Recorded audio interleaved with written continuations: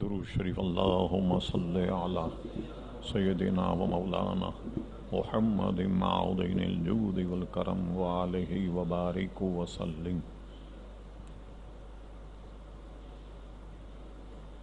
الحمد للہ نحمدہ ونستعینہ ونستغفرہ ونؤمن بہ ونتوکل علیہ ونعوذ باللہ من شرور انفسنا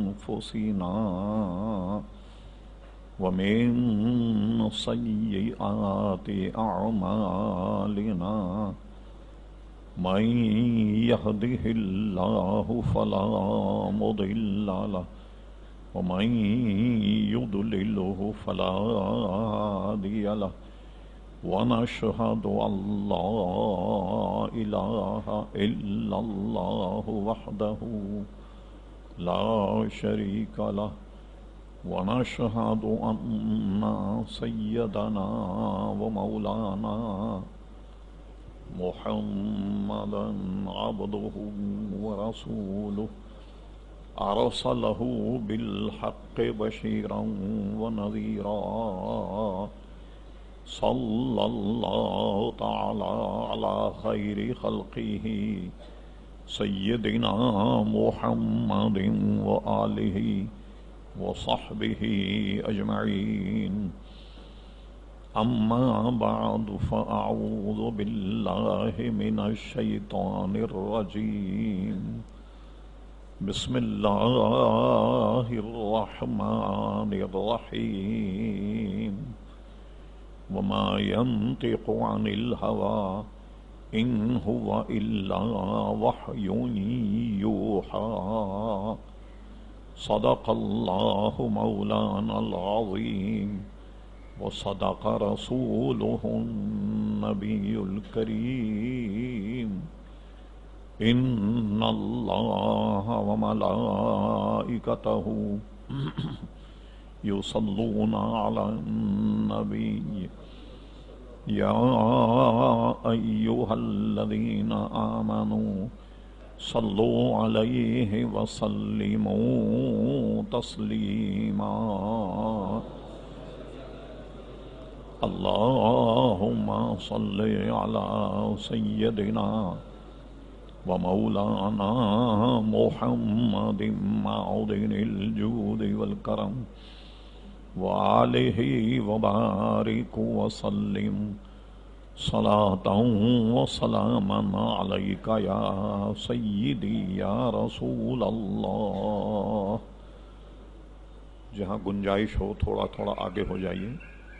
جو باہر حضرات ہیں وہ اندر آ جائیں. ایک طرف ادھر میرے دہنی جانب جہاں جہاں جگہ پائیں وہاں بیٹھ جائیں. بڑی مہربانی.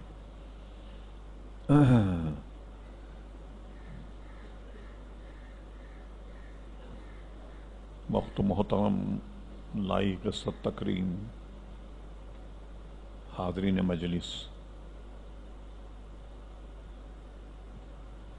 نہایت ہی مختصر حمد و صلات کے بعد اس فقیر حقیر نے آپ حضرات کے سامنے قرآن مجید فرقان حمید کی ایک مختصر آیت مقدسہ تلاوت کرنے کا شرف حاصل کیا.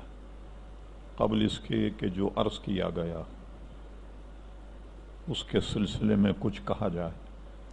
اللہ تبارک و تعالیٰ سے دعا فرمائیں کہ وہ اپنے پیارے حبیب لبی نبی کریم علیہ وعلی آلہ افضل الصلاۃ و تسلیم کے صدقے و تحفے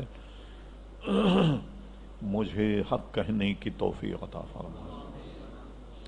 ہم تمام شرکاء محفل کو اللہ تبارک و تعالی حق سن کر حق کو قبول کرنے کی اور اس پر عمل کرنے کی توفیق عطا فرمائے.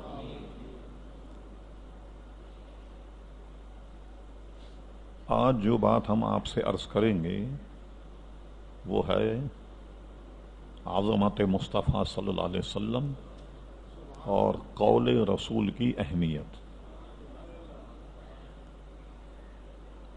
ارشاد باری تعالیٰ ہے وما ينطق عن الهوى، ہمارا حبیب جب کلام کرتا ہے اپنی ہوا اپنی خواہش سے نہیں بولتا. ان ہوا الا وحی یوحا، اللہ تبارک و تعالیٰ کی وحی الہی کے تحت میرا حبیب گفتگو کرتا۔ تو جو لوگ یہ کہتے ہیں کہ قول رسول کوئی اہمیت نہیں، یعنی کہتے ہیں کہ حدیث کی کوئی اہمیت نہیں، حدیث کو چھوڑ دیں، جو مسئلہ ہو قرآن مجید سے بیان کریں۔ آپ یاد رکھیے قرآن جو ہے اس میں بے شمار چیزیں کہ جو ہمیں نہیں ملتی، اور وہ اس میں ہمیں پریشانی کی اس لیے ضرورت نہیں کہ جو بات ہمیں قرآن میں کہیں سری نہ ملے وہ حدیث میں مل جاتی، اور جو بات حدیث میں نہ ملے فقہا کے یہاں ہمیں مل جاتی۔ تو اس میں یہ ہے کہ بہرحال ہمیں یہ ہمارے مفتی کو پریشان ہونے کی کوئی ضرورت نہیں، اپنی زندگی گزارنے کا طریقہ ہمیں معقول طریقے سے مل جاتا۔ اور یہ جو فرما دیا الیوم اکملت لکم دینکم واتممت علیکم نعمتی ورضیت لکم الاسلام دینا، اے میرے حبیب صلی اللہ علیہ وسلم، آج ہم نے آپ کے لیے آپ کا دین مکمل کر دیا، اور اللہ تبارک و تعالی دین اسلام سے راضی ہو گیا، تمہیں اس نے دین اسلام دیا اور اس پر اللہ تبارک و تعالی راضی ہو گئے۔ ایک اور جگہ فرما وَمَن يَبْتَغِ غَيْرَ الْإِسْلَامَ دِينًا فَلَن يُقْبَلَ مِنْهُ، اگر اسلامی دین کے علاوہ کسی نے کوئی اور دین قبول کیا فَلَن يُقْبَلَ مِنْهُ، اللہ کے یہاں ہرگز قبول نہیں ہوگا، وَهُوَ فِي الْآخِرَةِ مِنَ الْخَاسِرِينَ، اور ایسا آدمی آخرت میں بھی خسارے میں ہوگا۔ تو دین مکمل کرنے کے معنی بڑے وسیع ہیں۔ قرآن مجید فرقان حمید میں جو چیز نہیں ملتی وہ ہم حدیث میں پا لیتے، جو بات حدیث میں نہ ملے ہمارے ائمہ نے اور محدثین مجتہدین نے وہ ساری باتیں ہمیں بیان کر دیں۔ اب یہ جو قرآن مجید میں فرمائے جسے لوگ استدلال کرتے ہیں تو ان کو غلط فہمی ہے یا سمجھنے کی کوشش نہیں کرتے۔ قرآن مجید فرقان حمید میں فرمایا وَكُلَّ شَيْءٍ أَحْصَيْنَاهُ فِي إِمَامٍ مُبِينٍ، امام مبین سے مراد بعضوں نے قرآن مجید لیا اور بعضوں نے لوح محفوظ لیا، کہ ساری چیزوں کا ذکر ہم نے کھول کر بیان کر دیا، قرآن مجید میں ہے یا لوح محفوظ میں۔ یہ ہم آپ کے لیے نہیں، یہ حضور صلی اللہ علیہ وسلم کے لیے ہے، کہ حضور علیہ الصلاۃ والسلام لوح محفوظ میں دیکھ لیں، یا قرآن مجید فرقان حمید ہمیں نظر نہیں آتا لیکن حضور علیہ السلام ملاحظہ فرما لیتے۔ اب چند آیتیں میں آپ کے سامنے رکھتا ہوں۔ وَلَا رَطْبٍ وَلَا يَأْبِسٍ إِلَّا فِي كِتَابٍ مُبِينٍ، کوئی ترک کوئی خشک ایسا نہیں جس کو اللہ نے قرآن مجید میں بیان نہ کر دیا۔ وَلَا أَصْغَرَ مِنْ ذَلِكَ وَلَا أَكْبَرَ إِلَّا فِي كِتَابٍ مُبِينٍ، کوئی چھوٹا کوئی بڑا ایسا نہیں جس کو اللہ تبارک و تعالیٰ نے قرآن مجید میں بیان نہ کر دیا گیا۔ ایک جگہ یوں بھی فرمایا وَلَا أَصْغَرُ مِنْ ذَلِكَ وَلَا أَكْبَرُ إِلَّا فِي كِتَابٍ مُبِينٍ، دونوں کے معنی ایک ہی، وہ سب ہم نے کتاب مبین میں بیان کر دیا۔ اچھا اب یہ آپ لے کر کے بیٹھ جائیں تو آپ کو تو نہیں ملے گا، یہ حضور علیہ السلام کے حق میں ہے، بس یہاں لوگوں کے سمجھ میں غلطی ہو گئی۔ اب وہ کہیں گے دیکھیے اللہ تعالیٰ نے جب ساری چیزوں کا ذکر قرآن میں کر دیا ہے اب حدیث کی کیا ضرورت؟ تو آپ کو وہ چیز جو واضح طور پہ قرآن میں نظر نہیں آئے وہ حدیث میں ہمیں مل جاتی، پھر اس میں بھی جو تفسیری علم ہے وہ بالکل اس سے الگ ہے۔ کبھی کبھی جو ظاہر ہے وہ مراد نہیں ہوتی، اور جو مراد ہے وہ ظاہر نہیں ہوتی، کبھی کبھی ایسا ہوتا۔ یہ درس کے دوران جو مفسر ہے وہ اپنے شاگردوں کو سمجھاتا ہے کہ بہت سی ایسی چیزیں ہیں جو قرآن مجید میں تو ہیں لیکن ہم سے مخفی ہیں۔ تو یہ بتایا گیا کبھی کبھی ایسا بھی ہوتا ہے کہ جو مراد ہے وہ ظاہر نہیں، اور جو ظاہر ہو رہا ہے وہ مراد نہیں۔ مثلا جیسے ایک جگہ اللہ تعالیٰ نے فرمایا کہ جو دنیا میں اندھا ہے آخرت میں بھی وہ اندھا اٹھے گا۔ اب اندھے کا کیا قصور ہے؟ آخرت میں بھی اندھا اٹھے گا، اس کا مطلب یہ کہ اس سے مراد ہے دین کا اندھا، شریعت کا اندھا، وہ اگر دنیا میں اندھا ہے تو قیامت میں بھی اندھا اٹھے گا وہ۔ آپ نے کہا جو ظاہر ہے وہ مراد نہیں، جو مراد ہے وہ ظاہر نہیں۔ تو یہ علوم وہ ہیں کہ جو بچپن سے سکھائے جاتی، تو ہر چیز آپ کو یا مجھے قرآن مجید نہیں ملے گی۔ ہاں حضور علیہ السلام کے لیے ہے ولا اصغر من ذلک ولا اکبر الا فی کتاب مبین، کوئی چھوٹا کوئی بڑا ایسا نہیں کہ جو قرآن مجید میں نہ ہو۔ اس لیے علماء نے یہ جملہ لکھا، قرآن مجید فرقان حمید جملہ احوال پر مشتمل ہے۔ کہتے ہیں کہ یہودی حضرت علی رضی اللہ عنہ کے پاس آیا، اس کی داڑھی تھی بالکل مختصر، کہیں کہیں بال، اور حضرت علی کی داڑھی بہت گھنی تھی۔ کہنے لے کہ آپ کا قرآن تو یہ کہتا ہے ہر چھوٹی بڑی چیز کا ذکر اس میں موجود ہے، تو یہ بتاؤ آپ کی یہ گھنی داڑھی اور میری مختصر داڑھی کا ذکر کہاں؟ حضرت علی نے اس کے سامنے وہ آیت رکھی کہ جو زمین اچھی ہے وہ زیادہ اگاتی، اور جو زمین پلید ہے خراب ہے وہ کم اگاتی، تو تیری زمین نے کم اگایا ہے۔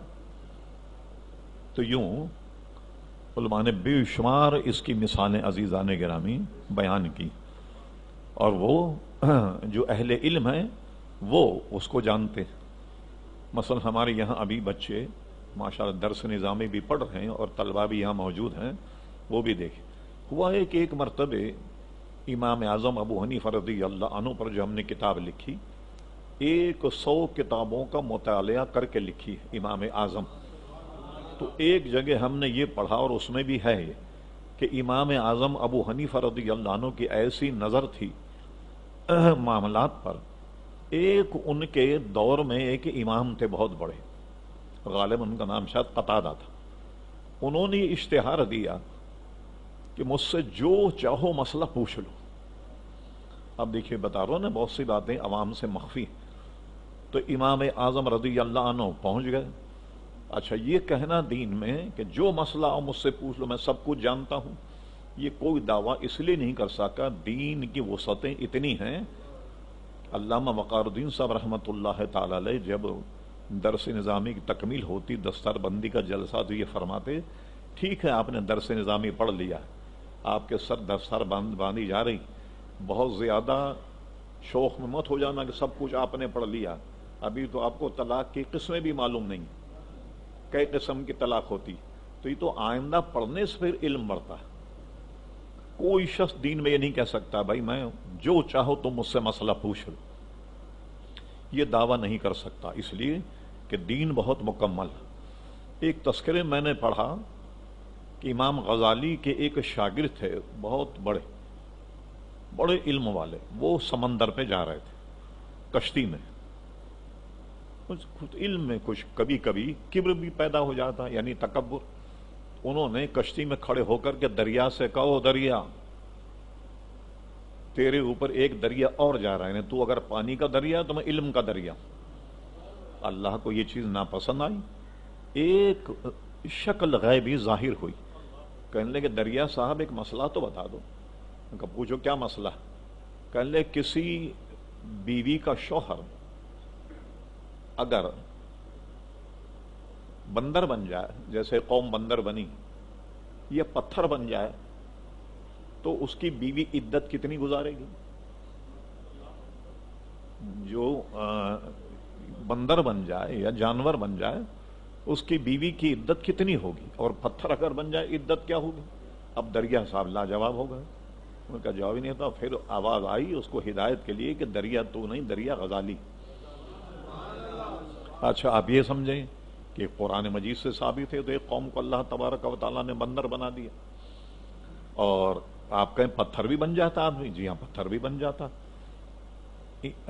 ابن کثیر نے ان الصفا والمروہ من شعائر اللہ کی تفسیر میں یہ لکھا کہ زمانے جاہلیت میں اللہ کی پناہ جو لوگوں کے ذہن میں جہالت تھی، خانے کعبے کا طواف ننگا ہو کر کرتے تھے، ہم تو احرام باندھ کے کرتے ہیں۔ اچھا رات میں عورتیں طواف کرتی تھیں ننگا، اور دن میں مرد طواف کرتے تھے۔ تو ایک مرتبہ حرم شریف میں کسی سے بدکاری ہو گئی، تو اللہ تعالیٰ نے دونوں کو پتھر بنا دیا، ایک کا نام تھا اصاف اور ایک کا نام تھا نائلہ۔ تو انہوں نے کیا کیا، زمانے جاہلیت میں جیسے جیسے زمانہ گزرتا گیا، ایک بت کو رکھ دیا صفا پر، ایک کو رکھ دیا مروہ پر۔ اب کیا کرتے، طواف کرتے اور ان کی بھی زیارت کرتے، اس لیے صحابہ کرام ادھر نہیں جاتے، صفا مروہ کی طرف طواف کر کے چلے جاتے۔ تو اللہ تعالیٰ یہ آیت نازل فرمائے، ان الصفا والمروہ من شعائر اللہ، صفا اور مروہ تو اللہ تبارک و تعالیٰ کی نشانیاں، تو حضرت ہاجرہ کی نسبت کی وجہ سے وہ اللہ کی نشانیاں۔ تو کبھی کبھی اللہ تبارک و تعالیٰ عذاب کی صورت میں انسانوں کو پتھر بھی بنا دیتا۔ تو اب وہ عدت کتنی گزارے گی، ان کو مسئلہ یاد نہیں تھا، لیکن کہہ تو دیا کہ بھائی دریا تیرے اوپر بھی ایک دریا جا رہا۔ اب کیا ہوا کہ قتادہ کا یہ اشتہار جب آیا، جو بھی اس زمانے میں طریقہ تھا مشہوریت کا، آج کل تو آپ جانتے ہیں کہ الٹا ہو سیدھا میسج چل جاتا ہے، ایک نکلا وہ شیطان کا چرخہ، بس میسج چل رہا ہے، اور ایسے ایسے میسج چلتے ہیں غلط قسم کے لوگوں کو پریشان کرنے میں۔ کوئی صحیح بات ہو، چلو فلاں کا انتقال ہو گیا، نماز جنازہ فلاں جگہ، ایسی ایک خبر آئی بس وہ چلا دی، چاہے وہ جھوٹی ہو یا غلط۔ اور اس پر ظلم یہ ہوتا ہے کہ جس کو میسج کیا جاتا اس کو یہ کہا جاتا آگے تم بھی چلا دو، چلیے وہ بھی چلا رہا، ٹھیک ہے، ہاں پوری بستی جل جائے تباہ ہو جائے تو بعد میں پتہ چلتا بھائی کچھ ہوا ہی نہیں، لیجیے تو یہ چل گیا آج کل طریقہ۔ امام اعظم ان کے پاس پہنچ گئے۔ اب دیکھیے بعض جو خفیہ علوم ہیں وہ کیسے ہوتے، یہ عالم کی ذہانت پر۔ قتادہ سے کہا کہ آپ نے اشتہار دیا ہے، یعنی آپ نے یہ شہرت پھیلائی کہ آپ سے جو مسئلہ پوچھا جائے آپ بتا دیں گے۔ انہوں نے کہا بتاؤں۔ تو امام اعظم ان سے فرما چاہیے یہ بتاؤ کہ سب سے زیادہ مہارت تمہیں کس علم پر؟ تو انہوں نے کہا قرآن اور اس کی معنی پر مجھے سب سے زیادہ مہارت ہے۔ ٹھیک ہے، پھر میں قرآن ہی سے آپ سے مسئلہ پوچھتا ہوں۔ اب توجہ کیجئے کیا مسئلہ پوچھا امام اعظم نے۔ فرمایا یہ جو قرآن مجید میں حتی اذا اتوا علی وادی النمل، یہاں تک کہ حضرت سلیمان علیہ السلام کا گزر چونٹیوں کی وادی سے ہوا۔ یا ایھا النمل ادخلوا مساکینکم، ایک چونٹی نے کہا اے چونٹیوں اپنے اپنے بلوں میں گھس جاؤ۔ لا یحطمنکم سلیمان، کہیں بے احتیاط تمہیں رون نہ ڈالے سلیمان اور وہ جنودہ اور ان کا لشکر۔ تو اب کیا ہوا؟ فتبسم ضاحکا من قولہا، حضرت سلیمان علیہ السلام اس چونٹی کی یہ بات سن کے ہنس دی۔ تو امام اعظم نے کہا وہ چونٹی جس نے یہ کہا وہ نر تھا یا مادہ؟ اور قتادہ تو بغلیں جھانکنے لگ گئے، اب اتنے ہزار برس کے بعد کیسے پتہ لگے کہ چونٹی نر تھی یا مادہ؟ وہ جھنجلا گئے، کہنے آپ کو معلوم ہے کیا؟ فرمایا ہاں بتاتا ہوں، میں قرآن سے ہی بتاتا ہوں، وہ چونٹی مادہ تھی۔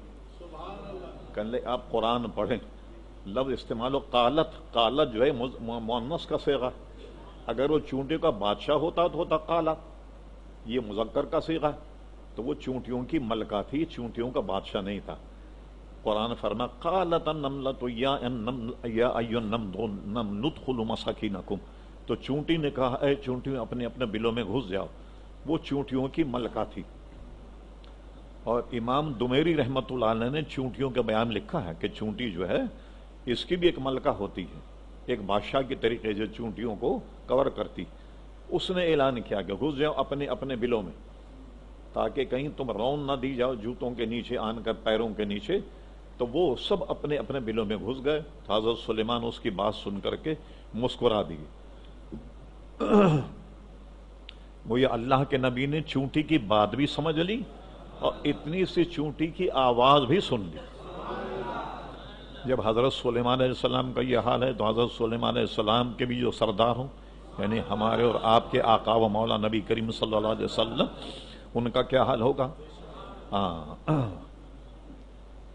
علامہ عبد الرحمن صفوری نے اپنی کتاب نزہۃ المجالس میں نقل کیا، حضرت سلیمان علیہ السلام اس چونٹی کے قریب ہوئے اور اسے اٹھا کر کے اپنے ہاتھ میں رکھ لیا۔ اور علامہ صفوری لکھتے ہیں کہ کچھ ان چونٹی سے سوالات کیے۔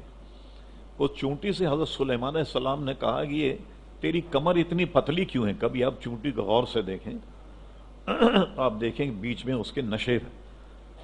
کہا اے اللہ کے نبی میں نے اللہ کی اطاعت پر اپنی کمر کو کس لیا۔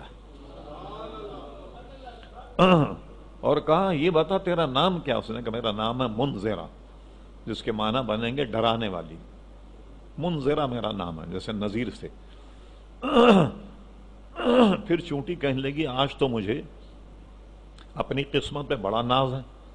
کہا کیا ناز ہے؟ کہنے لگے دیکھیے تو صحیح، نیچے زمین ہے اور زمین پر ایک تخت بچھا ہوا ہے اللہ کے نبی کا، اور تخت پر قالین ہے، قالین پر کرسی ہے، اور کرسی پر اللہ کے نبی جلوہ گر ہے، اور میں ان کے ہاتھ میں بیٹھی ہوئی ہوں۔ یہ دونوں میں کلام بھی ہوا، جس کو نزہۃ المجالس میں علامہ عبد الرحمن صفوری رحمۃ اللہ علیہ نے اس کو نقل بھی کیا۔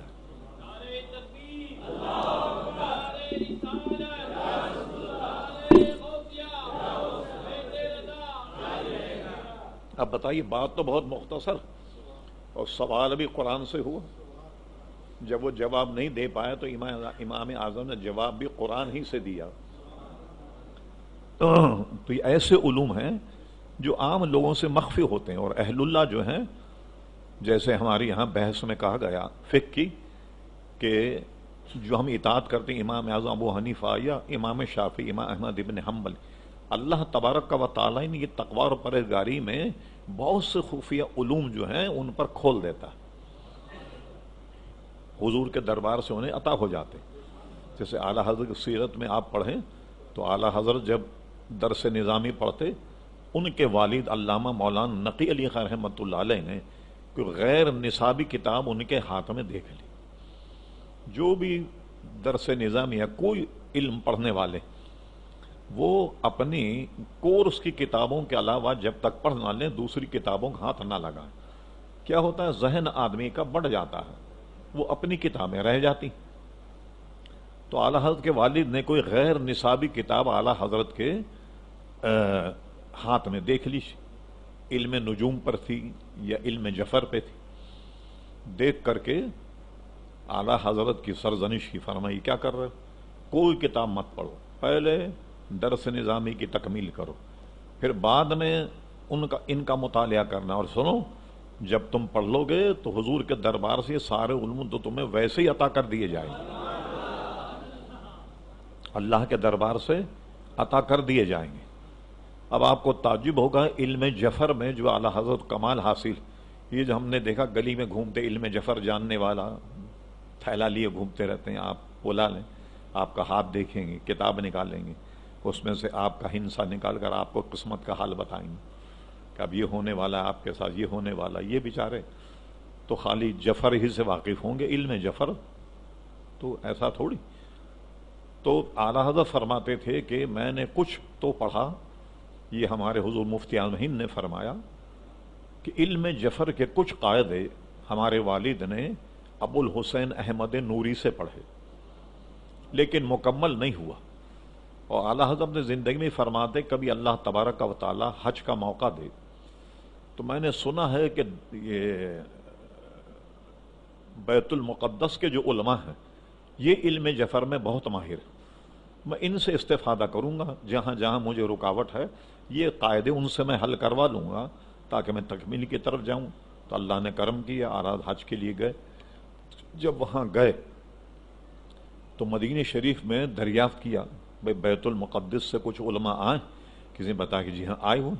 اعلیٰ حضرت ان کے پاس پہنچ گئے، کہنے لگے میں ان قاعدوں میں الجھا ہوا ہوں، ذرا آپ مجھے سلجھا دیجیے، بتا دیجیے۔ تو ان میں کوئی اتنا ماہر نہیں تھا جو اعلیٰ حضرت ہی جتنا ہو، بلکہ وہ جن قاعدوں میں الجھے ہوئے تھے اعلیٰ حضرت نے وہ سلجھا دی۔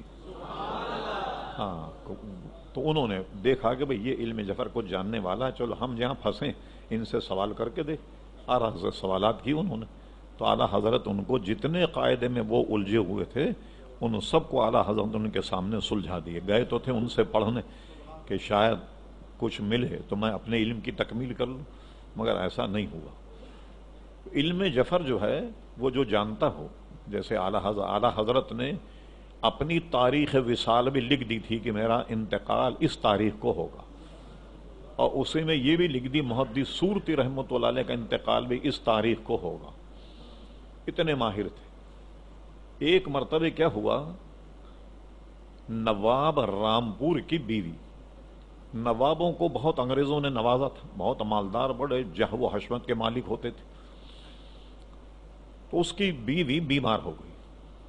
اب وہ بیمار جو ہے وہ تو ڈوبتے کو تنکا کا سارا، ہر دروازہ کھٹکھٹایا، طبیبوں سے علاج کروایا. کسی نے کہا مولانا احمد رضا خان صاحب بہت عالم فاضل آدمی، ان سے تعویذ لو. تو اعلیٰ حضرت تک وہ بات پہنچی کہ صاحب آپ کوئی تعویذ دے دیجیے. تو اعلیٰ حضرت نے کیا تعویذ دیا وہ سنیے آپ کیا ہے. یہ تعویذ دیا کہ اس سے کہو وہ سنی ہو جائے، بچ جائے گی. وہ تھی بڑی کمبخت، جیسے ہمارے وزیر داخلہ کہتے تھے نا کہ میں شیعہ ہوں اور بدبودار شیعہ ہوں. یہ وزیر داخلہ کہہ رہا ہے ہمارا سندھ کا کہ میں شیعہ ہوں اور بدبودار شیعہ ہوں. تو وہ بدبودار شیعہ تھی. تو اس نے کیا کیا، اپنے شوہر کو پوچھا. شوہر نے کہا میں تمہیں اجازت دیتا ہوں، مولانا نے کہا ہے تمہاری جان بچ جائے گی، لیکن عورتیں آپ جانتے ہیں بڑی سخت ہوتی ہیں. انہوں نے کہا نہیں. اچھا پھر کیا ہوا، اس کو وقت بتا دیا، اتنے وقت میں اتنی تاریخ میں رامپور میں مرے گی. وہ ٹائم بھی بتا دیا. اس نے کہا نہیں سنی تو نہیں ہوں گی، موت پسند ہے مجھے لیکن سنی نہیں ہوں. اور تو مولانا نے یہ کہا نا کہ رامپور میں مرے گی، تو میں یہ مولانا کی بات غلط ثابت کر کے بتاؤں گی. وہ کیا ہوا کہ وہاں بیمار لوگ جو ہیں، وہ ایک جگہ ہے وہاں بڑی سرد ہے جس کو نینی تال کہتے، جیسے مری ہے نا، ایک ایسی جگہ ہے اونچائی پر، بیمار حضرات وہاں چلے جاتے. ایک موقع پر گرمی کا موسم تھا اور طبیبوں نے اعلیٰ حضرت کو منع کیا کہ آپ اس سال روزے مت رکھیے. اعلیٰ حضرت روزوں کو کیسے چھوڑیں؟ آپ نے فرمایا کہ نہیں روزے تو ہم رکھیں گے، چلو سامان ہمارا تیار کیا جائے، ہم نینی تال جاتے ہیں. تو نینی تال چلے گئے، وہاں روزے رکھے اعلیٰ حضرت، واپس آ گئے. تو یہ نواب صاحب اور ان کی بیگم یہ نینی تال چلے گئے. چلیے وہاں رہنے لگ گئے. کچھ طبیعت بظاہر سنبھل گئی. اب اچانک نواب صاحب کو تار آتا ہے کہ وائے سرائے ہندوستان، وہ اس زمانے میں بادشاہ ہوتا تھا ہندوستان کا، وائے سرائے انگریزوں کا، یہ رامپور کے دورے پر آ رہے ہیں. ان کے پروٹوکول کے لیے آپ کا وہاں ہونا بہت ضروری. تو نواب صاحب نے ان کی آؤ بھگت کے لیے نینی تال سے رامپور آ گئے اور بیگم بھی بھول گئی ان کی. ٹھیک وہی وقت جو اعلیٰ حضرت نے فرمایا، بالکل اسی ٹائم پہ مر گئی، اسی وقت مر گئی. اعلیٰ حضرت جو لکھا وہ بالکل درست ہوا. اچھا اب دیکھیے کیا ہے، بعض لوگ یہ کہتے کہ صاحب جب یہ اتنا حساب درست ہے، یہ بھی فرمایا کہ اس پر ایمان مت رکھنا، یقین مت رکھنا، مگر اس پر ایک صاحب یہ مسئلہ بھی سمجھنا چاہتے ہیں کہ صاحب جب یہ قاعدہ اتنا فیکٹ ہے، صحیح ہے، تو آپ کہتے ہیں یقین نہیں رکھنا چاہیے. تو وہ آدمی جس سطح کے تھے اعلیٰ حضرت نے اسی سطح سے انہیں سمجھایا. وہ جو بڑی گھڑیاں ہوتی ہیں نا کسی زمانے میں بہت بڑی، تو وہ جناب جب ٹائم پورا ہو تو جتنے بجے اتنے گھنٹے بجاتی تھی. اس وقت 11 بج رہے تھے. تو اعلیٰ حضرت نے ان سے فرمایا جو سائل تھے، کہنے لگے اچھا یہ بتائیے کہ اب 12 گھنٹے کب بجیں گے؟ انہوں نے کہا 1 گھنٹے کے بعد. کہنے لگے اچھا. اعلیٰ حضرت نے گھڑی کا شیشہ کھولا اور ایسے سوئی گھما کر 12 پہ کر دی. گھنٹے شروع ہو گئے، ٹن ٹن ٹن ٹن، 12 گھنٹے بج گئے. تو اعلیٰ حضرت فرمایا ان سے کہ آپ تو کہہ رہے تھے کہ 1 گھنٹے کے بعد بجیں گے، یہ گھنٹے کیسے بج گئے؟ انہوں نے کہا آپ نے سوئی جو گھما دی. فرمایا یہی ہے. تو کیا ہوتا ہے کہ حساب دھرا رہ جاتا، قدرت سوئی گھما دیتی. ہاں تو حساب اس وقت کام نہیں آتا جب قدرت سوئی گھما دے. اب آپ بتائیے آپ کا حساب کام آیا؟ یہ دیکھیے میں نے سوئی گھمائی تو 12 گھنٹے بج گئے. اس لیے اس پر یقین نہیں رکھنا چاہیے. اور حدیث کی کتاب مذمت ہے اس معاملے پر کہ نجومی کوئی بات بتائے تو اس پہ یقین کیا جائے. اور وہ بڑے کمبخت ہوتے ہیں، پیسے بھی لیتے ہیں اور جھگڑے الگ کراتے ہیں. آپ جائیں، علم غیب تو ہوتا نہیں ان کے پاس، لوگ جاتے چوری ہو گئی تو چلے گئے. اچھا جی کس نے چرایا ہے؟ اب یہ شیطان کا کام دیکھیے کیا ہے. الذی یوسوس فی صدور الناس من الجنۃ والناس، دلوں میں وسوسہ ڈالنے والے، جھگڑا کرانے والے جنوں میں بھی ہیں اور انسانوں بھی. اب وہ آپ کو نجومی بتائے گا. پتہ صاحب ایک خاتون تھی جس نے چوری کی ہے. اچھا کیا حلیہ تھا؟ کالا برقع پہنتی، اسپن کی چمپل پہنتی ہے، رنگ ذرا سانولا. اب آدمی اپنے خاندان میں تلاش کرتا ہے ایسی عورت. اچھا ارے ان کا اس حلیے کی ہماری خالہ لیجیے نا، وہ خالہ کو مرید الزام قرار دے کر سارے خاندان کے حالات خراب ہو جاتے ہیں. یہ تو بے خوف آپ کو لڑاتے، لیکن ہمارے لوگ مانتے نہیں، جاتے ہیں ان کے پاس. ہاں اب چلیے بڑے بڑے کام ہیں، کہتے ہیں بھائی استخارہ کر دو. اب تو استخارہ ایسا عام ہو گیا ہے کہ دیواروں پہ لکھا ہوا کہ یہ ٹیلی فون نمبر ہے آن لائن استخارہ. ایک مذاق کیا ہوا. ہاں استخارے میں اس کی ایک نماز ہے، اور حدیث شریف میں اس کی دعا بتائی گئی کہ یہ دعا پڑھ کے سوئے، اور سونے کے بعد پھر جو خواب میں دیکھے تو جو معبر یعنی تعبیر جاننے والا ہو خواب کا، اس سے اس کی تعبیر لے کہ میں نے خواب میں یہ دیکھا، اب اس کا معنی کیا ہوگا، پھر وہ بتائے گا آپ کو. تو اب تو یہ استخارہ ایسا ہو گیا. زمان جاہلیت میں کیا کرتے، یہاں سے تیر نکالتے ترکش میں اور دونوں کو جوڑتے، ایسے مل گیا سمجھ لیں کہ ہاں میں ہے، اور مس ہو گیا نہیں لگا وہ، میں یہ کام نہیں کرنا چاہیے، جس کا بیان ابھی آگے آ رہا.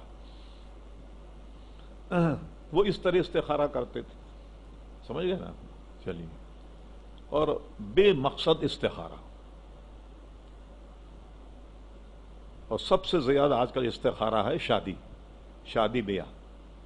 لیجیے بھائی کیجیے آن لائن استخارہ، ٹیلی فون کریں اور اسی وقت آپ جواب لے لیں. ایک تماشا ہے، کوئی چیز ہمارے ہاتھ آ جائے تو اس کی ایسی رگڑائی ہوتی ہے کہ بس مت پوچھیے. اب آپ ہماری کتابوں میں استخارے کا طریقہ موجود ہے کہ استخارہ اس طرح کرے، آدمی نماز پڑھے پھر یہ دعا پڑھے اور سونے میں اپنے مقصد کو دل میں رکھے، اور یہ طریقے ہیں تو حدیث میں موجود ہے استخارہ، وہ استخارہ کریں.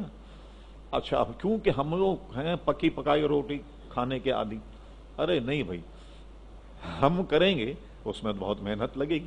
ایک ہمارے حاجی صاحب تھے جن کو سب جانتے ہیں، بڑے بزرگ، وہ بمبئی میں کسی عامل کے پاس گئے، اپنی مشکلات انہوں نے بیان کی. اس عامل نے یہ کہا کہ آپ یہ دعا 1100 مرتبہ پڑھیں، یہ 1200 مرتبہ پڑھیں. وہ چونکہ سیٹ تھے، انہوں نے کہا ایسا کریں کچھ پیسے ہم سے لے لیں، یہ آپ پڑھ لیا کریں. اس عامل نے ان کو جھڑک دیا، فرمایا کہ مٹھائی کی دکان میں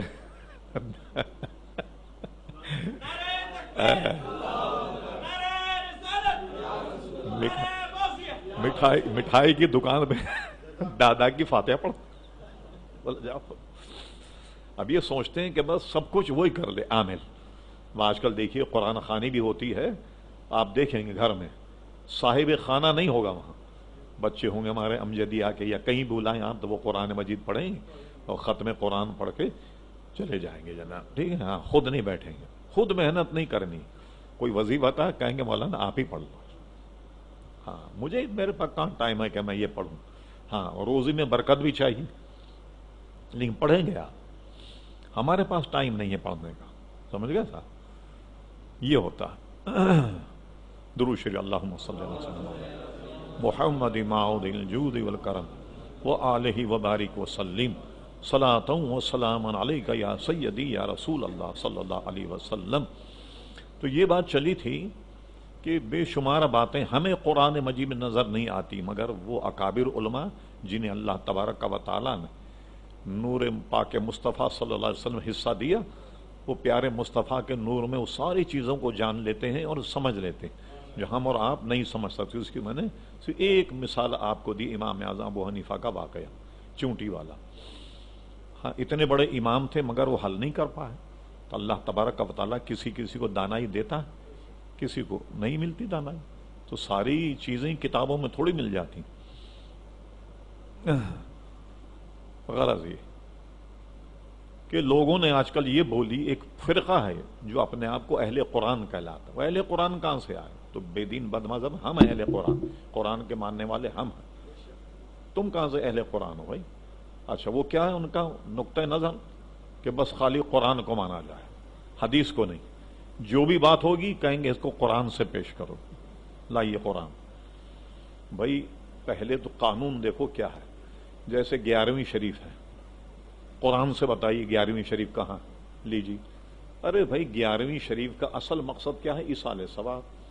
اب یہ پوچھو کہ ایصال ثواب قرآن سے ثابت ہے یا نہیں، وہ ہم ثابت کر دیں کہ بھائی ایصال ثواب جو ہے وہ قرآن مجید سے ثابت. یعنی کوئی آدمی انتقال کر جائے تو اس کے لیے ایصال ثواب کرنا، نفس مسئلہ تو قرآن میں موجود.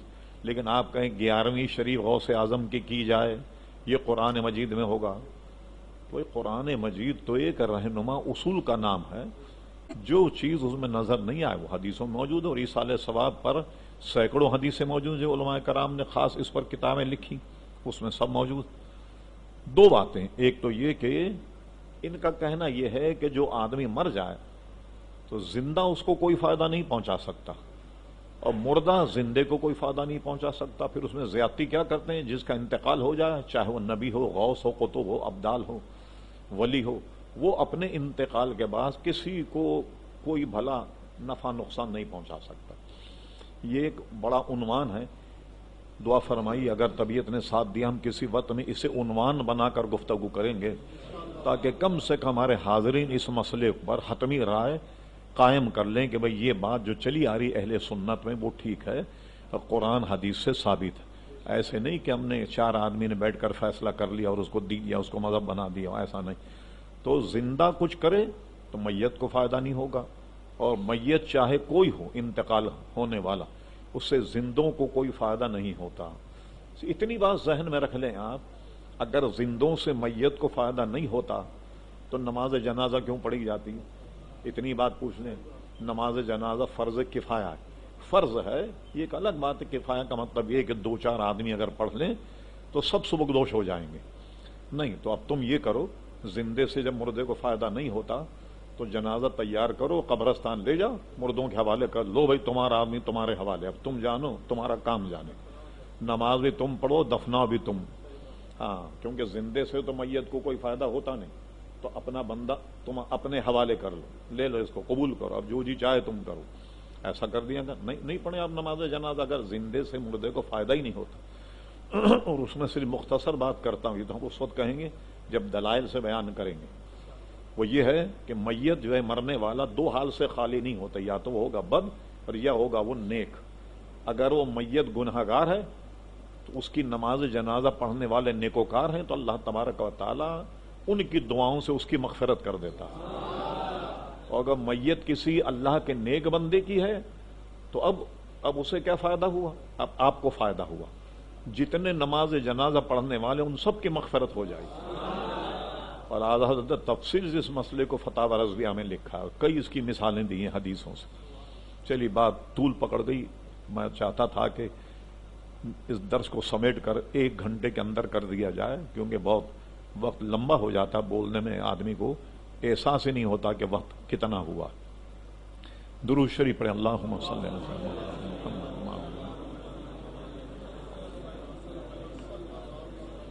اب چند باتیں اصولی ذہن میں رکھی آپ، جو آیت میں نے پڑھی، وما ینطق عن الہویٰ، ہمارے حبیب جب کلام کرتے ہیں اپنی ہوا اپنی خواہش سے نہیں بولتے، ان ہوا الا وحی یوحیٰ، وہ وحی الہی کے تحت ہی گفتگو کرتے۔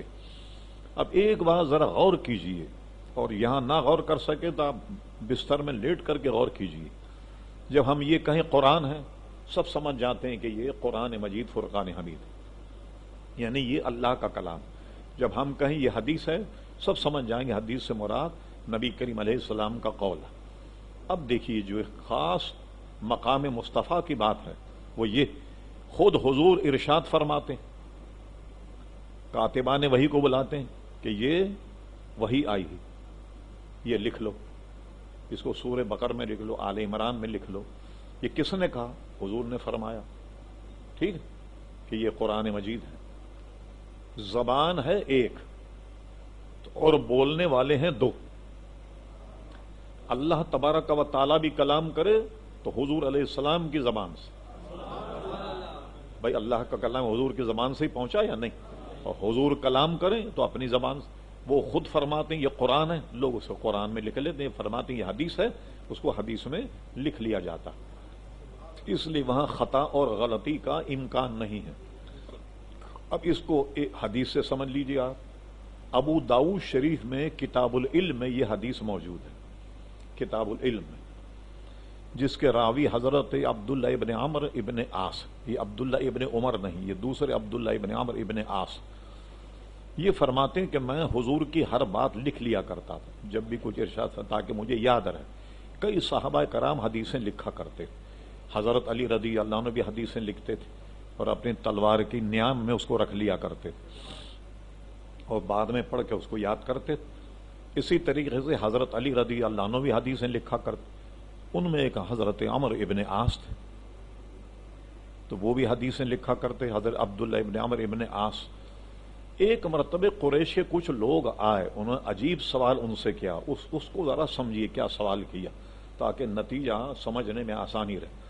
انہوں نے کہا یا عبداللہ, ہم دیکھتے ہیں کہ جب تم حضور کی بارگاہ میں ہوتے ہو ہر بات لکھ لیتے ہو. کبھی حضور غصے میں بھی ہوں, جلال میں ہوں, کبھی پیار و محبت کے عالم میں, تم تو ہر بات لکھ لیتے ہو. یعنی ان کا کہنا یہ تھا کہ بتقاضۂ بشریت حضور علیہ السلام کی زبان سے کوئی بات ایسی نکلی کہ جو معذل حقیقت پر مبنی نہ ہو, اور تم تو لکھ لو گے کہ یہ حدیث. تو انہوں نے لکھنا موقوف کر دیا. کہ حضور سے مسئلہ پوچھا, یا رسول اللہ صلی اللہ علیہ وسلم, میں آپ کی ہر بات لکھ لیا کرتا تھا, قریش کے کچھ لوگ میرے پاس آئے, انہوں نے کہا کہ تم تو ہر بات حضور کی لکھ لیتے ہو, کبھی حضور علیہ الصلاۃ والسلام غیظ و غضب میں ہو, کوئی بات ایسی نکل جائے تو تم تو اسے بھی حدیث بنا دو گے کہ یہ بھی حدیث. انہوں نے لکھنا میں نے موقوف کر. اب بتائیے آپ کا حکم کیا؟ تو راوی کہتے ہیں حضور علیہ السلام نے فرمایا یا عبداللہ, اپنی زبان کے اشارہ کر کے اکتب, جو یہاں سے نکلے وہ لکھ لیا کر. تو مجھ پر کیفیت کچھ بھی ہو مگر قسم خدا کی سوائے حق کے کچھ نہیں نکلتا. میری زبان سے سوائے حق کے کچھ نہیں نکلتے. یہ تو مجھے ابو داؤد کا حوالہ یاد تھا تو میں نے بتا دیا, مگر کئی کتابوں میں یہ حدیث الحمدللہ موجود ہے. تو اب کیا معلوم ہوا, حضور علیہ السلام جب فرمائے تو اس میں غلطی کا امکان ہی نہیں. کیوں امکان نہیں؟ قرآن نے جو فرما دیا کہ جب ہمارا حبیب کلام کرتا ہے تو اپنی خواہش اپنی ہوا سے بولتا ہی نہیں. وہ تو جب ہم ارشاد فرمائیں تب وہ گفتگو کرتے. تو گویا یوں سمجھ لیں آپ دوسرے معنی میں کہ جتنے انبیاء گزرے وہ سب اللہ تبارک و تعالیٰ کے صفات کے مظہر ہیں. تصوف میں یہ قاعدہ ہے, یہ ہر ولی کسی نہ کسی نبی کا مظہر ہوتا. جو حضور غوث اعظم رضی اللہ عنہ نے قصیدے میں اشارہ کیا اس طرح کہ میں نبی کریم علیہ الصلاۃ والسلام کے نقش قدم پہ میں ان کا مظہر ہوں. تو سب اور انبیاء جتنے بھی ہیں اللہ کی کوئی نہ کوئی صفت کے مظہر ہوتے. اور حضور علیہ السلام کے لیے فرمایا وَمَا يَنطِقُ عَنِ الْهَوَىٰ إِنْ هُوَ إِلَّا وَحْيٌ يُوحَىٰ. جب وہ کلام کرتے ہیں تو زبان اور دہن تو ان کا ہوتا مگر ان کے زبان پر ارشاد ربانی ہوتا. معلوم ہوا کہ حضور علیہ الصلاۃ والسلام اللہ کی ذات کے مظہر ہیں. اور اس کی کئی آیتیں پیش کی جا سکتی ہیں کہ اللہ تبارک و تعالیٰ کے مظہر ہیں حضور علیہ الصلاۃ والسلام. جیسے غزوہ بدر میں ظاہری قرائن سے ایسا لگا جیسے کافر کو لشکر غالب آ رہا ہو مسلمانوں پر, کہ صاحب نے شکایت کی حضور یہ تو لگتا ہے بڑے ہتھیاروں کے ساتھ ہے, کہیں ہم پر غلبہ حاصل نہ کر لیں. حضور نے ایک مٹھی مٹی اٹھائی یا کنکریاں تھیں اور ایسے دے ماری مجمع پر, سارے کافر آنکھ ملتے ہوئے رہ گئے اور جنگ کا نقشہ پلٹ گیا. اچھا وہ مٹی کسی مسلمان کسی صحابی کی آنکھ میں نہیں گئی اور کوئی کافر ایسا نہ تھا جو آنکھ نہ مل رہا ہو, اور جنگ کا نقشہ بدل گیا. اور اس واقعے قرآن نے بیان فرما وما رمیتا اذ رمیتا, میرے حبیب یہ کنکریاں یا یہ مٹی تم نے نہیں پھینکی, وہ اذ رمیتا مگر ہاں جب تم نے ماری, ولکن اللہ رما, وہ تو ہاتھ تو تمہارا تھا مگر مٹی تو اللہ تعالیٰ نے پھینکی تھی. اب یہ تھی جب تک وہ اللہ کی ذات کے مظہر نہ ہو یہ بات کیسے صادق آئی. تو وہ جب گفتگو کریں تو اللہ کے مظہر ہیں, جب کوئی فعل کرتے ہیں تو بھی اللہ تبارک و تعالیٰ کے مظہر. جیسے حضور اطاعت کرو فقط اطاع اللہ, جس نے حضور اطاعت کی اس نے اللہ تبارک و تعالیٰ کی اطاعت کی. تو اللہ تبارک و تعالیٰ کی صفات کے بھی مظہر ہیں اور ذات کے بھی مظہر ہیں. یہ شان ہے پیارے مصطفیٰ صلی اللہ علیہ وسلم. اب آئیے, ہم نے کہا قول رسول صلی اللہ علیہ وسلم, یوں سمجھ لیں کہ حضور کے دہن سے جو نکل گیا زمین ادھر سے ادھر ہو جائے مگر اس کی تکمیل ضرور ہوگی جو حضور نے ارشاد فرما دیا. اب اس کی میں چند مثالیں دیتا ہوں. ایک مرتبہ فتح مکہ سے قبل نبی کریم صلی اللہ علیہ وسلم بیت اللہ شریف گئے. اس وقت بیت اللہ شریف کے متولی تھے حضرت عثمان ابن طلحہ جو کنجی بردار تھے بیت اللہ شریف کے. یہ عثمان ابن عفان نہیں تھے, حضرت عثمان ابن طلحہ یہ بھی بعد میں ایمان لے آئے۔ حضور نے ان سے فرمایا لاؤ بیت اللہ کی کنجی لاؤ۔ حضور بیت اللہ شریف کا دروازہ کھول کر اندر کوئی دیکھنا چاہتے تھے یا نماز پڑھنا چاہتے تھے، تو عثمان بن طلحہ نے منع کر دیا کہ نہیں میں نہیں دیتا آپ کو کنجی۔ حضور علیہ الصلوۃ والسلام نے فرمایا انشاءاللہ ان قریب ایک وقت آئے گا کہ یہ کنجیاں میرے پاس ہوں گی اور میں جسے چاہوں گا عطا فرما دوں گا۔ آئی گئی بات ختم ہو گئی۔ اب یہ بات کتنی عجیب و غریب ہے کہ پورا غلبہ مکہ پر کافروں کا اور حضور علیہ السلام کا غلبہ ہوگا، اور اتنا غلبہ ہوگا کہ حضور کنجیاں جو ہیں وہ لیں گے بیت اللہ شریف کی۔ اب کیا ہوا، بات بظاہر تو ختم ہو گئی، حضور مدینہ شریف تشریف لے گئے، اور اب ایمان لانے والوں کی تعداد بڑھتی گئی۔ مکہ سے لوگ ہجرت کر کے جا رہے ہیں مدینہ شریف اور ایمان لا رہے ہیں۔ اب یہ سج دھج حضور کی دیکھ کر کے کتنی پذیرائی ہو رہی، شیخ محقق نے لکھا عثمان بن طلحہ اب خطرہ ہو گیا کہ ضرور ایک دن یہ مکہ فتح کریں گے، اور وہ بات ہوگی جو حضور نے ارشاد فرمائی۔ ایک دن آیا مکہ فتح ہو گئے، اس کے بعد میں حضور بیت اللہ شریف گئے اور عثمان بن طلحہ کو کہا نکالو چابی۔ کہاں؟ اب اس نے چابی حضور کو دی، مگر وہ شرمندگی سے آنکھیں نیچے تھی، اور یہ بھی خطرہ تھا کہ پتہ نہیں حضور کسی قتل کا حکم نہ دے دیں کہ لے آؤ پکڑو اس کو، لے آؤ ذبح کرو اس کو۔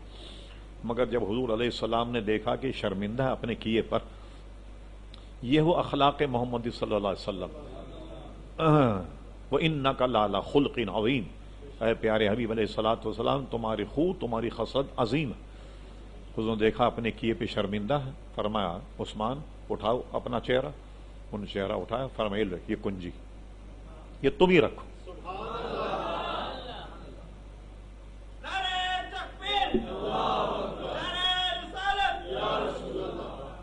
قیامت تک جو تم سے چھینے گا وہ ظالم ہوگا، انہی کو دے دی۔ ظاہر وہ ایمان لے آئے، لیکن وہی ہوا جو حضور علیہ السلام فرمایا ایک دن اللہ تعالیٰ مجھے یہ کنجی دے گا، میں جس کو چاہوں گا عطا فرما دوں گا۔ حضور انہی کو عطا فرما دی۔ اب وہی متولی، وہ انتقال کر جائیں تو ان کا بیٹا متولی ہوتا، وہ انتقال کر جائیں تو ان کی اولاد متولی ہوتا۔ ایک دفعہ وہ کراچی آئے تو پاکستان کے لوگ تو بڑے عقیدت مند ہیں، ایسے عقیدت مند ہیں کہ اس میں کبھی کبھی نقصان بھی ہو جاتا۔ میمن مسجد میں انہوں نے جمعہ پڑھا، جو اس وقت کے متولی تھے، آج سے 40 سال پہلے کی بات بتا رہا ہوں۔ اعلان ہوا کہ بھئی یہ بیت اللہ شریف کے کنجی بردار یہ آہیں آج، تو اب لوگوں کا رش ہو گیا، مسافہ کرتے ہیں لوگ، مسافہ کرتے رہے۔ ہم نے اس کے دو معنی کیے ہیں، لوگ بعض مسافہ کر کے ہٹ جاتے ہیں، بعض لوگ کیا کرتے ہیں منہ صافہ کرتے ہیں، پورا منہ صاف کرتے ہیں، آدھے مسافہ کرتے ہیں اور آدھے منہ صافہ کرتے ہیں۔ اب غور کیجئے کہ ان کے ساتھ ظلم کیا ہوا، ان کی خاندانی کوئی انگوٹھی ان کے ہاتھ میں تھی، اور کسی نے عقیدت مند نے مسافہ کرتے وقت میں انگوٹھی کھسکا لی ان کے ہاتھ میں سے۔ وہ جمعہ پڑھ کے جب فارغ ہوئے تو آئے علماء سے، کہنے لگے دیکھو میرے ساتھ یہ ہوا کہ میری خاندانی انگوٹھی تھی ایک یادداشت، وہ میرے ہاتھ میں تھی اور وہ مسافہ کرنے میں کسی نے کھسکا لی۔ یہ دیکھ ایسے ہوشیار لوگ ہیں، سمجھ گئے، ان کو پتہ ہی نہیں لگا اور انگوٹھی کھینچ لی ان کے ہاتھ سے۔ وہ ظاہر ان کی خاندانی کوئی نشانی تھی، اس سے وہ محروم ہو گئے۔ تو وہ کراچی بھی آ کے گئے تھے، جو آج سے 40 سال پہلے کے کنجی بردار تھے۔ لو اب اس کے بعد ہمیں وہ کنجی اب تک اسی خاندان میں، کسی نے اس خاندان سے کنجی واپس نہیں لی۔ قول رسول پورا ہو گیا، کتنا عرصے کے بعد میں مکہ فتح ہوا، مگر کنجی حضور علیہ الصلوۃ والسلام کو پیش کی گئی اور آپ نے لے کر اس کو واپس کر دی، فرمایا لو تم ہی رکھو یہ کنجی۔ اللہ اکبر۔ آپ نے ہجرت کا واقعہ تو سنا ہوگا، ہجرت میں حضور علیہ الصلوۃ والسلام و صدیق اکبر جب غار ثور میں چھپ گئے، حکمت الہی تھی، چھپ گئے، بڑے بڑے کھوجی کھوج لگانے کے لیے آئے، مگر کھوج لگا نہیں سکے۔ اس زمانے کے کھوجی اگر آپ تاریخ میں پڑھیں، یہ اتنے ذہین ہوتے تھے کہ آج کل ملٹری انٹیلیجنس ISI IB یہ تو پانی بھرے ان کے آگے، وہ آدمی کا قدم دیکھ کر شکل پہچان لیتے تھے، ایسے مخبر ہوتے تھے کہ ان کو قدم دکھا دیا ہے کہ یہ آدمی یہاں سے گزرا وہ قدم کے نشان دے کر شکل دیکھ کر پکڑ لیا کرتے، یہ وہ آدمی جس کا یہ قدم کا نشان، ایسے کھوجی ہوتے تھے اس زمانے میں۔ تو کیا ہوا، حضرت صدیق اکبر رضی اللہ عنہ غار ثور میں جب حضور علیہ السلام کو کندھے پر بٹھا کر لے جانے لگے، انہوں نے کیا کیا کہ ایڑیاں اٹھا لی، پنجے سے چلنے لگے تاکہ کسی کو پیر کا نشان ہی نہیں ملے کہ کوئی آدمی یہاں سے گزرا۔ وہ پہاڑی ایسی ہے، وہاں اکیلے آدمی کا چڑھنا بہت ایک مسئلہ ہے، تو ایک آدمی کندھے پر بٹھا کر کوئی چڑھے یہ بہت مشکل، لیکن یہ مرحلہ صدیق اکبر نے طے کیا اور غار میں چلے گئے۔ اب ایک روایت تو یہ بھی ہے کہ کافروں نے غار میں آنے کر جھانک کر دیکھا، انہیں کوئی نظر نہیں آیا، اور جب حجرے سے نکلے تو روایت میں ہے کہ یہ آیت حضور کے زبان پر تھی، سورہ یاسین، وَجَعَلْنَا مِن بَيْنِ أَيْدِهِمْ صَدًّا وَمِن خَلْفِهِمْ صَدًّا فَأَغْشَيْنَاهُمْ فَهُمْ لَا يُبْصِرُونَ، اور سارے کافر اندھے ہو گئے، کوئی دیکھ ہی نہیں پایا حضور علیہ السلام کو۔ اور باہر صدیق اکبر کھڑے ہوئے تھے، حضور نے صدیق اکبر کو ساتھ لیا اور گئے۔ اچھا، غار میں جھانکا تو حضور نظر نہیں آتے۔ اب کسی مولوی سے پوچھیں، کسی محقق سے پوچھ لیں کہ بھائی حضور جسم و جسمانیت کے ساتھ گئے، کپڑے پہنے ہوئے تھے، تو لوگوں کو نظر کیوں نہیں آئے؟ جو لوگ ارد گرد غار کے گھوم رہے تھے مگر حضور کو دیکھ نہیں پائے۔ تو میرے جیسا مولوی آپ کو سیدھا جواب دے گا، میاں اتنی بات بھی نہیں سمجھ میں، حضور کو معجزہ تھا اور اللہ تعالیٰ کو بچانا مقصود تھا، وہ کسی کو نظر نہیں آئے اور کوئی دیکھ نہیں سکا۔ اصل بات اعلیٰ حضرت نے فرمائی، وہ کیا ہے؟ وہ سنیے کیا ہے۔ فرماتے ہیں کہ وہ جان ہے، جان کیا نظر آئے، کیوں ادو گرد غار پھرتے؟ ارے وہ تو جان ہے، جان بھی کہیں نظر آتی، کیوں بلا وجہ غار کے گرد گھومتے؟ اس کا اصل جواب اعلیٰ حضرت نے دیا، جب نکلے تو بھی نظر نہیں آئے اور غار میں جھانک کے دیکھ رہے ہیں تب بھی حضور نظر نہیں آئے، اور وہ یہ کیا بلکہ وہ ساری دنیا کی جان ہے۔ ہاں، وہ جو نہ تھے تو کچھ نہ تھا، وہ جو نہ ہو تو کچھ نہ ہو، جان ہے وہ جہان کی، جان ہے تو جہان ہے۔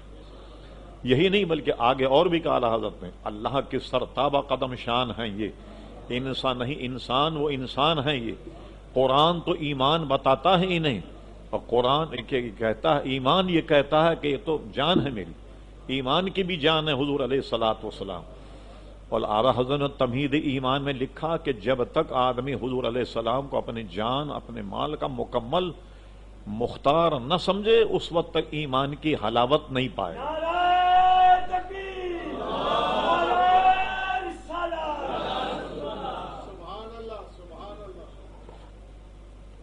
حضور علیہ السلام کو اب مختار و مالک نہ مانے اس وقت تک ایمان کی حلاوت نہیں پائے گا۔ اب لیجئے، اعلان کر دیا ادھر کافروں نے، قریش نے، کہ جو بھی صدیق اکبر یا حضور علیہ السلام کو گرفتار کرے یا معاذ اللہ انہیں قتل کرے، 100 اونٹنیاں سرخ انعام میں دی جائیں گی۔ یہ بہت بڑا مال ہوتا تھا اس زمانے میں عرب کا، 100 اونٹنیاں سرخ اس کو انعام میں دی جائیں گی۔ سب کے منہ میں پانی آ گیا، بڑے بڑے جاسوس نکلے تلاش کر رہے ہیں، میں حضور کو تلاش نہیں کر پائے، سب ناکام ہو گئے۔ لیکن ایک شخص جو بعد میں ایمان لے آئے، سراقہ بن مالک، یہ حضور تک پہنچ گیا۔ پہنچنے کے بعد ایک روایت میں تو ہے کہ جب حضور کی طرف لپکا تو اس کے گھوڑے کے پیر گھوڑے کے گھٹنے تک زمین میں دھس گئے۔ وہ چونک گیا، وہ سمجھا کہ اب ان کو پکڑنا ممکن نہیں۔ اس نے پیر نکالے، پھر تعقب کیا حضور کا، تو اس نے فرمایا کہ سراقہ چھوڑ دے پیچھا جا۔ وہ نہیں مانا، کیونکہ وہ جو سرخ مال نظر آ رہا تھا، 100 اونٹ، تو لالچ جو ہے وہ عقل پہ پردہ ڈالتی تھی، امام غزالی نے لکھا۔ یہ اور آگے بڑھا، جیسے ہی آگے بڑھا، وہ تو کائنات کے مالک، اس نے فرمایا زمین کو پکڑ، زمین سراقہ، زمین نے اس کے پیر پکڑ لی۔ اب وہ سمجھ گیا کہ بھئی اب تو بچنا بہت مشکل۔ نے کہا حضور میں آپ سے معذرت چاہتا ہوں، آپ مجھے معاف کر دیں، میں اب پیچھا نہیں کروں گا۔ حضور نے فرمایا زمین چھوڑ سراقہ، زمین نے چھوڑ دیا سراقہ۔ تو اب وہ سیدھا ہو گیا، وہ کہنے لگے بس آپ مطمئن رہیے میں آپ کو پکڑنے نہیں آیا، بل ایک روایت میں یہ ہے کہ ابھی آپ آگے آپ کا سفر ہے، تو یہ جب زمین میں آپ چلیں گے تو ساری زمین جو ہے وہ میری ملکیت، یہاں آپ کو میرے خدام ملیں گے، آپ کو کسی چیز کی ضرورت ہو آپ ان سے فرما دیجئے گا۔ اس نے اپنے ترکش سے تیر نکالا اور کہا کہ یہ تیر بطور نشانی اپنے پاس رکھ لیں، جب کوئی میرا خادم آپ کو ملے اس کو ایک تیر دکھا دیجیے، کوئی سواری کی ضرورت ہو آپ کو سواری مل جائے گی، کھانا پینا ہو کچھ بھی ہو وہ ساری ضرورت آپ کی پوری ہو جائے گی۔ اب وہ پکڑنے سے باز آ گیا۔ اس وقت حضور نے ایک جملہ فرمایا کہ سراقہ وہ وقت کیسا ہوگا کہ جب کسرا کے کنگن تیرے ہاتھ میں پہنائے جائیں گے۔ یہ دو قوتیں تھیں سپر، قیصر و کسرا، ان کے اپنے نام تھے لیکن وہاں کے بادشاہ کو، یہ روم جو ہے جس کو آج اٹلی کہتے، اس بادشاہ کو قیصر کہتے تھے، اور ایران جو تھا کسرا، بہت بڑی قوت، اس کو کسرا کہتے تھے۔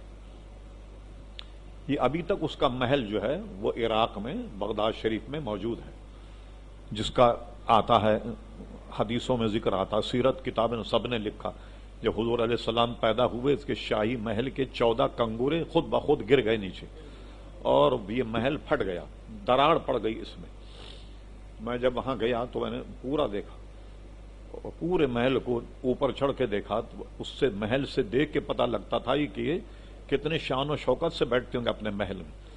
اور عراق کی حکومت نے کیا کیا کہ یہ محل میں جو 2 دراڑیں پڑ گئیں، بڑے بڑے سریے ڈال کر کے اس کو روکا تاکہ اپنی جگہ قائم رہیں اور یہ حضور کے ولادت کی نشانی جو ہے یہ باقی رہے۔ بڑے موٹے موٹے سریے ڈال کر کے اس کو انہوں نے قائم رکھا، ورنہ یہ سریے ڈال کر اس کو مضبوط نہ کرتے تو ایک حصہ ادھر گر جاتا ایک حصہ ادھر گر جاتا۔ اور کسرا جس میں بیٹھ کر دربار لگاتا، اس دربار کے ابھی تک ایک کمان جو ہے وہ باقی ہے، بہت بڑی، جس کو اردو میں ڈانٹ کہتے، وہ ابھی تک باقی۔ اس کو بھی دیکھ کر انداز ہوتا ہے کہ اس کا دربار کتنا بڑا ہوگا جس میں بیٹھ کر اپن دربار لگاتا ہوگا۔ لیجیے فرمایا کہ وہ کسرا کے کنگن میں تیرے ہاتھ میں دیکھ رہا ہوں۔ وہ کیا تھے کسرا کے کنگن؟ بادشاہوں کو آپ نے دیکھا ہوگا کہ وہ گلے میں ان کے ہیرے جواہرات کے ہار ہوتے، بہت عمدہ قسم کا تاج ہوتا، لاکھوں کیا بلکہ کروڑوں کے ڈائمنڈ اس میں لگے ہوئے ہوتے ہیروں میں۔ اب تو تاج کا مسئلہ رہا ہی نہیں بادشاہوں میں، اب تو حکومت کے سربراہ جو ہیں وہ ٹوپی بھی اگر پہن لیں تو غنیمت ہے، تاج بھائی کب کہاں رہا، سب ختم ہو گیا، سمجھے صاحب؟ تو یہ اس کا تاج بھی بہت قیمتی تھا۔ اتنی بڑی قوت کو فاروق اعظم رضی اللہ عنہ ان کی فوج نے پامال کر دیا، روم کو بھی فتح کر لیا، کسرا کو بھی فتح کر لیا۔ اب کیا ہوا؟ جب کسرا فتح ہوا تو اس کو پکڑ کر اس کے سارے نکالے، جو اس کے ہیرے جواہرات ہیں سب نکالے، اس کا تاج بھی نکالا، اس کے کنگن بھی نکالے۔ یہ کنگن کہتے ہیں چوڑی جیسے ایک ہوتی ہے، وہ بادشاہ اپنے ہاتھوں میں پہنتے ہیں، ویسے ہوتی خواتین پہنتی ہیں، مگر وہ بادشاہ اپنی جاب و عظمت دکھانے ہیرے جواہرات کے سونے کے بڑے بڑے کڑے کنگن وہ اپنے ہاتھ میں پہنتے تھے۔ کنگن بھی اتارے، وہ سارے ہیرے جواہرات مال اور متا جو تھا وہ ایک تشت میں سجایا اور یہ سب اس میں رکھ دیا اور اس پہ کپڑا ڈھانک کر کے مدینہ شریف بھیجا، فاروق اعظم رضی اللہ عنہ کی خدمت میں ہدیہ لے کر کے آگے۔ تو حضرت فاروق اعظم کو کہا کہ یہ قیصر سے آیا، فرمایا اس کو بیت المال میں جمع کرا، میں نہیں لوں گا یہ۔ اچھا، یہ اسی سے یہ مسئلہ اب تک چل رہا ہے، غالباً آپ نے سنا بھی ہوگا اور یقیناً معلوم ہوگا سب کو کہ کہیں سے کوئی تحفہ آئے، جیسے ہمارے صدر یا وزیر اعظم کوئی تحفہ آئے یا کہیں جائیں یہ وہاں کوئی تحفہ ملے تو یہ طے ہے حکومت میں، رولز میں ہمارے یہاں، وہ اس کا اپنا نہیں ہوتا، ایک اس کی جگہ بنی ہوئی، اس کا پورا ڈپارٹمنٹ ہے، اس کا ڈائریکٹریٹ ہے پورا، یہ سب آ کے آپ کو جمع کرنا پڑے گا وہاں۔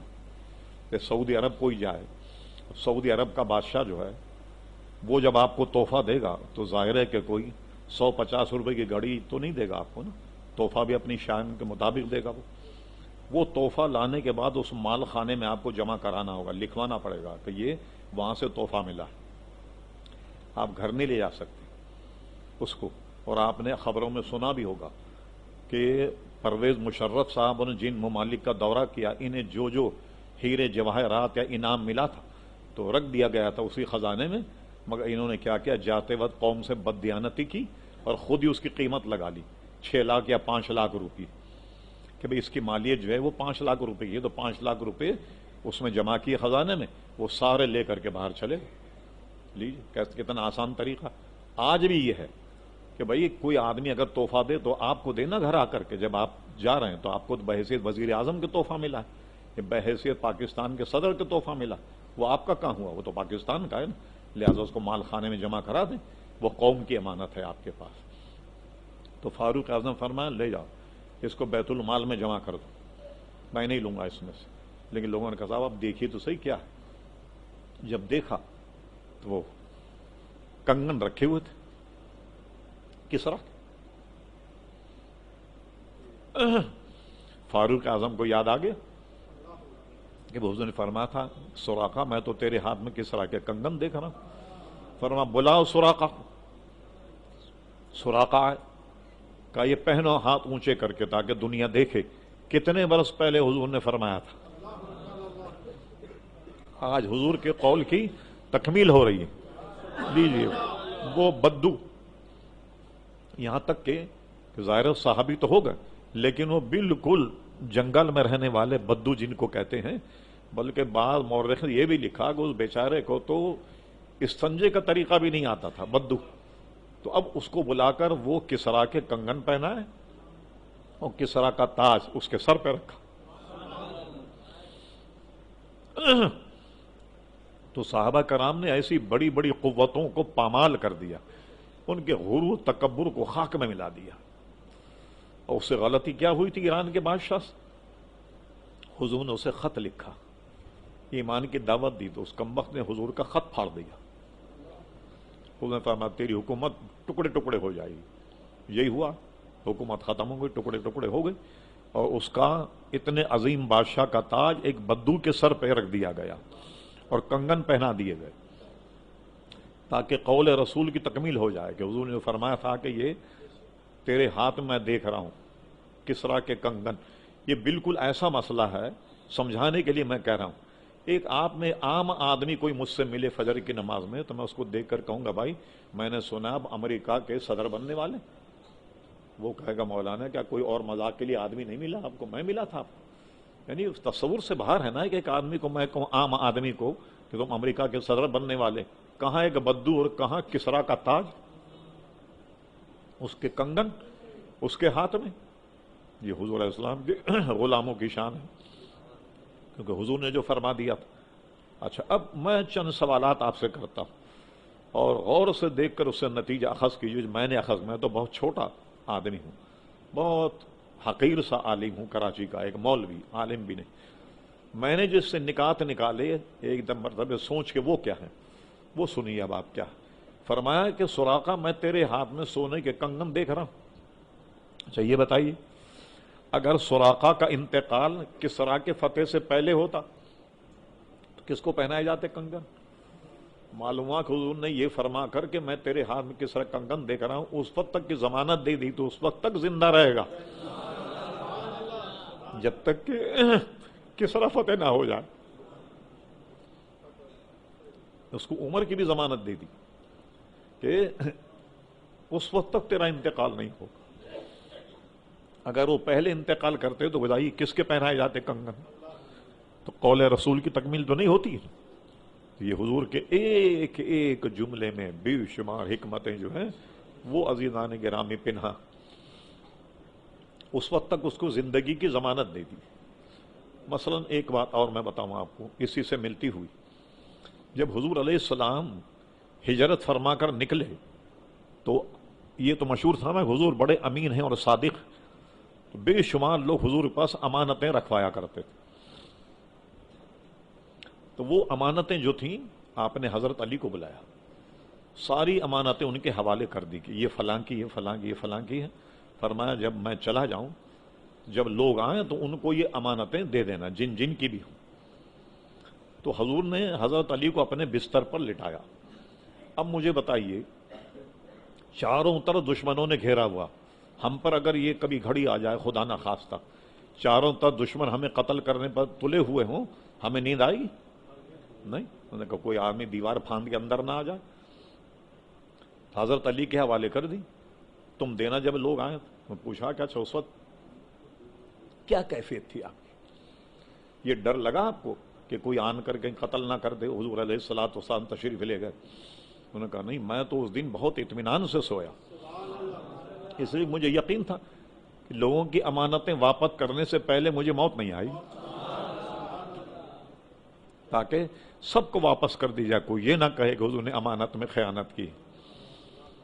تو وہ سب انہوں نے امانتیں واپس کر دیں. اس قدر امین تھے. ہم ان کے غلام ہیں، ہمیں بھی امین ہونا چاہیے. کوئی امانت کسی کے پاس رکھوا دے تو میں نے پہلے بھی کہا تھا اس کو واپس کریں، کبھی کوشش مت کریں اس کو ہضم کرنے کی. اور امانتوں کے مسائل کئی ہیں فقہ میں. جیسے امانت رکھی اور چوری ہو گئی، اس نے اس امانت کی حفاظت ویسے کہ جیسے اپنی چیزوں کی حفاظت کرتا ہے. اب امانت دار پر کوئی جرمانہ نہیں ہوگا اگر چوری ہو گئی، اور اگر اس چوری ہونے اس کی غفلت شامل رہی، جیسے الماری میں رکھی اور تالا لگانا بھول گیا، جب گھر سے باہر گیا تو گھر میں تالا لگانا بھول گیا اور چوری ہو گئی، اب وہ اس پر تاوان دے گا، جتنی بھی اس کی امانت تھی وہ دے گا. تو امانت جو ہے، جیسے میں نے پہلے بھی کہا تھا، حضور فرمایا لا ایمان لمن لا امانت اللہ، آگاہ ہو جاؤ اس میں ایمان نہیں جس میں امانت کا پاس نہ ہو. تو دلوں میں کھوٹ آ گیا ہے، اور کھوٹ بھی کس قسم کا آیا ہے آپ دیکھیے، غور کیجیے. اب آپ اچھے بھلے مالدار لوگوں کا حال میں بتا رہا ہوں، واسطہ میرا پڑتا رہتا. میں جوڑیا بازار میں اپنے گھر میں بیٹھتا تھا جمعرات کو خواتین کے لیے تعویذ لکھنے کے لیے. ایک خاتون آئی، اس نے بڑا عجیب و غریب مسئلہ پوچھا. وہ مسئلہ میں آپ کو بتاتا ہوں کہ امانتوں کا اور ہمارے ایمان کی کمزوری کتنی ہے. اللہ تعالیٰ اپنے حبیب صدقے اسے سنوار دے. کہنے لگے مولانا ہمارے یہاں جو پوچھا دینے والی ہے، جھاڑو دینے والی عورت، اس نے میرے پاس بانڈ رکھوا دی تھے کچھ امانتاً کہ یہ رکھ لو، ایسا نہ ہو کہ میں غریب ہوں گھر سے کوئی لے جائے. کہنے اس میں انعام نکل گیا ہے 5 لاکھ کا، کیا میں وہ لے لوں؟ خدا کا خوف کرو وہ تمہارے لیے کیسے حلال ہوگا؟ انہوں نے کہا وہ سمجھی، وہ تو امانت رکھوائی نا اس نے، اب یہ اس کا بانڈ اس کے حوالے کرو تاکہ اس غریب کا گھر بن جائے، کچھ ہو جائے. یعنی یہاں بھی خیانت سوچ رہی ہے. اس نے امانت رکھوائے، انہوں نے کہا وہ انعام میں لے لوں. اب ایک غریب خاتون کا 5 لاکھ کا انعام نکل جائے، اوہ اس کی تو عید ہو گئی. اس طریقے سے خیانت کے خیالات اور وسوسے آتے ہیں. آدمی کا کام یہ ہے کہ شریعت کے مسائل کو سامنے رکھتے ہوئے ان سب کو شیطانی وسوسے قرار دے کر سب کو فراموش کر دے اور عدل پر قائم رہے، ہر ایک کے ساتھ انصاف کرے. تو وہ اطمینان سے اس لیے سوئے کہ صبح لوگوں کو امانتیں واپس کرنی تھی، اور حضور کا ارشاد تھا اس سے پہلے تو کوئی میری جان لے نہیں سکتا جب تک امانتیں واپس نہ کر دوں لوگوں کو.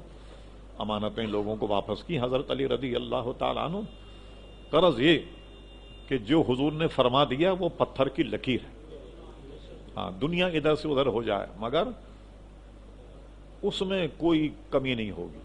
اس لیے اعلیٰ حضرت نے یہ پوری تقریر کو ایک شعر میں بیان کیا ہے. حکم النافذ ہے تیرا، خامہ تیرا، سیف تیری، دم میں جو چاہے کرے، دور ہے شاہ تیرا. یا فرمایا وہ زبان جس کو سب کن کی کنجی کہیں، اس کی نافذ حکومت پہ لاکھوں سلام. جو حضور حکم نافذ کر دیں سمجھ لیجیے منشا الہی وہی ہے. اس کی 1-2 مثال میں آپ کو دیتا ہوں. حج کا حکم آیا، اچھا غیر ضروری سوالات کرنے سے صحابہ کرام گریز کرتے تھے. کبھی کوئی بات حضور ارشاد فرما دیں اور وہی شریعت کا قانون بن جائے. تو غیر ضروری سوالات نہیں کرتے، کام کی بات کرتے اور زیادہ بات حضور سے نہیں کرتے. حج کا حکم آیا تو ایک صاحب بول پڑے، حضور کیا ہر سال کرنا پڑے گا؟ حضور نے کچھ دیر سکوت فرمایا اور فرمایا نہیں، سال میں نہیں، عمر میں 1 مرتبہ حج فرض ہے. اور علماء نے لکھا اگر حضور ہاں کہہ دیتے ہر سال حج کرنا پڑتا، جیسے ہر سال زکوٰۃ نکالنی پڑتی. اب بتائیے اگر حضور ہاں فرما دیتے اور ہر سال حج ہو جاتا، ہم آپ کر سکتے تھے حج؟ تو آج کل آپ نے دیکھا سعودی عرب کتنے قاعدے کی حجامت بناتا حاجیوں کی، عمرے کے ویزا کم ہو گئے، حج کے کئی حضرات رہ گئے جو بیچارے غم میں نڈال ہیں کہ ان کو ویزا ہی نہیں ملا. اور ہم نے پہلے بھی اشارتاً کہا تھا، اب آپ کو صریحاً نہیں کہتے. ایک افسوس کیا ہوتا، برا مت مانی، ہاں میں میمن ہوں.